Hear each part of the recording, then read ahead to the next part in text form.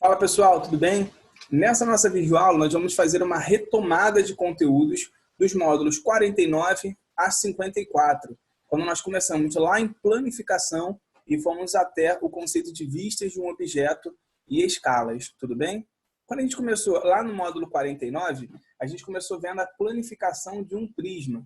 E aí eu destaquei para vocês a planificação de um prisma, por exemplo, de base triangular. A gente viu, antes de mais nada, que você planificar um sólido nada mais é do que você deixar essa figura plana, ou seja, é como se você pegasse esse sólido e recortasse, né, por todas as arestas e abrisse essa figura de maneira que ela ficasse plana. Isso era o que nós chamávamos de planificação, tá?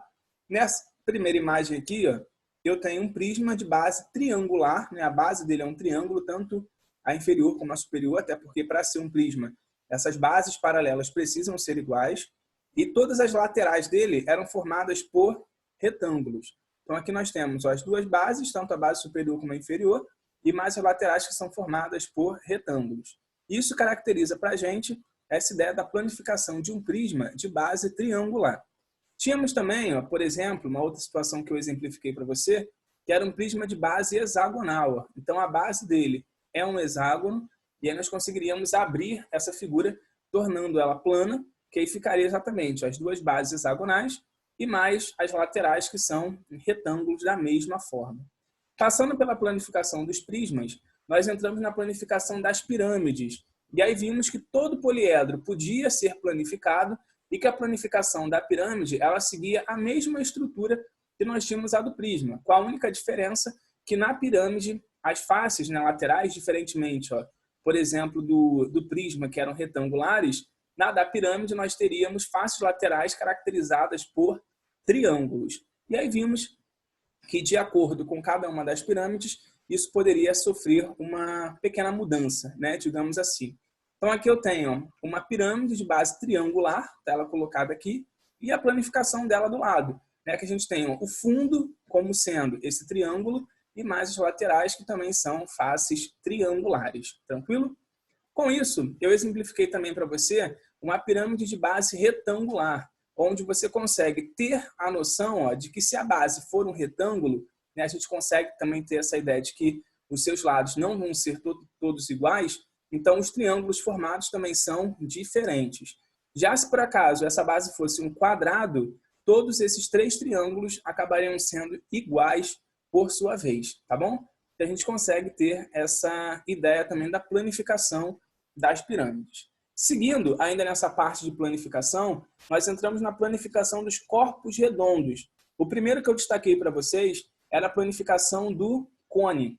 Esse cone, quando ele era planificado, se você pegasse aquele chapeuzinho de festa ou a caixinha de sorvete, por exemplo, e tentasse planificar, você acabaria chegando à conclusão de que o fundo é um círculo, que está justamente, ó, representado aqui, e essa superfície lateral, se você recortasse e abrisse, ia formar essa região que não é um triângulo. Eu cheguei a destacar isso para vocês pelo fato disso aqui, ó, ser curvo, mas sim uma região que nós chamávamos de setor circular.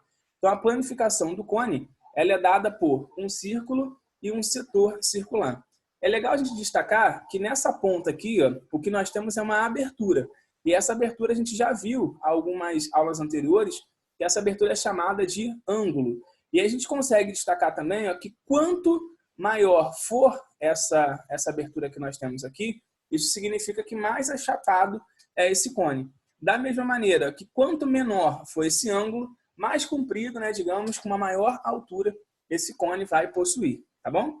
Além do cone, a gente viu também a planificação do cilindro. Eu cheguei até a dar o exemplo da lata de leite em pó, né, onde nós temos a tampa, que é um círculo, e o fundo também, que é um círculo, e aquele rótulo, aquela lateral, forma para a gente, se você planificar e abrir, acaba formando um retângulo.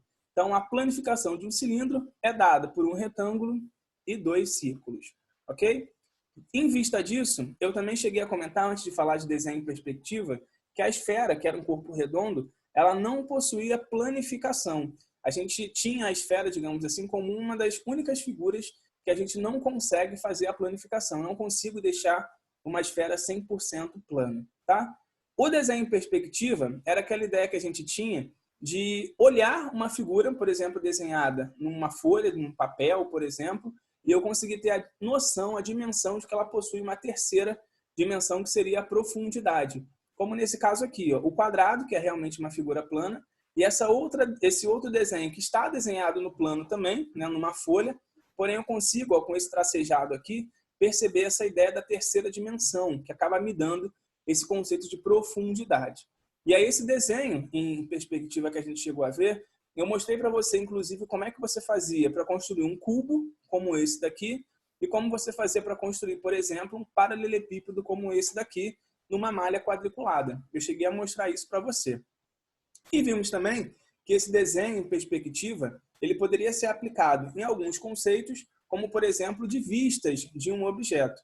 Quando eu olho essa ideia das vistas do objeto, eu poderia olhar essa lata, por exemplo, de cima, que seria essa vista superior, poderia olhar por baixo, que seria a vista inferior, que acabaria tendo essa mesma região circular, ou eu poderia olhar isso aqui, ó, de lado, que seria essa ideia de vista lateral, tá? E vimos que esse conceito de vistas estava muito relacionado a aplicações como, por exemplo, na aviação, igual nós temos aqui para conseguir ver a dimensão de um avião, ver o comprimento, por exemplo, tanto do avião como das asas, das turbinas, enfim, uma série de objetos que nós temos dentro desse avião. E vimos também que isso poderia relacionar ao conceito de planta baixa de uma casa, onde a gente concluiu a última videoaula até destacando a ideia de escala, onde, por exemplo, quando eu falo uma escala 1 por 100, significa que cada 1 centímetro no seu desenho, isso representa 100 centímetros na construção real.